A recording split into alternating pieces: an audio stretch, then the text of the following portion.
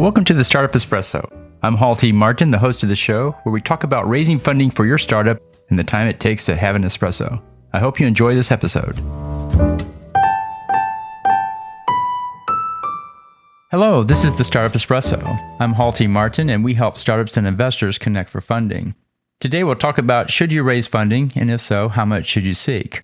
Well, funding accelerates what you already have going in your business today. You should have a core process for acquiring customers and providing a service. If you don't have it, then funding at this stage will only hurt your business. It's best to continue testing your core business model till you know it works. It's important to find the best channel for acquiring customers and at the most efficient cost.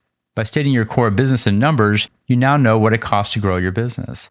So what's the best source of funding for your business? In addition to equity funding, you may consider debt financing, self-funding, or bootstrapping.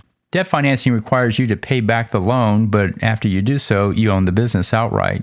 You could self-finance, which means you put your own money into it, or you could bootstrap it, which is another way of saying find a customer who will pay for your product or service. I call this customer funding. For this, you may need to offer additional services at a higher price to cover the startup costs, but it's a great way to grow your business as it keeps you focused on your product and customer. So if you decide to raise equity funding, how much should you raise? Well, raise enough so that it will take your business to the next level. Think about the position you need to achieve in order to raise the next round of funding. Your fundraise should take you there and set you up for the next raise. Your valuation in any startup is low at the beginning. Raising too much at a low valuation will end up giving away too much equity. For those with larger fundraisers, you may want to break it down into several milestone steps, in which case you can raise your valuation for each step as you achieve more revenue. Thank you for joining us for the Startup Espresso. Let's go start up something today. Hall T. Martin is the director of Investor Connect, which is a 501c3 nonprofit dedicated to the education of investors for early stage funding.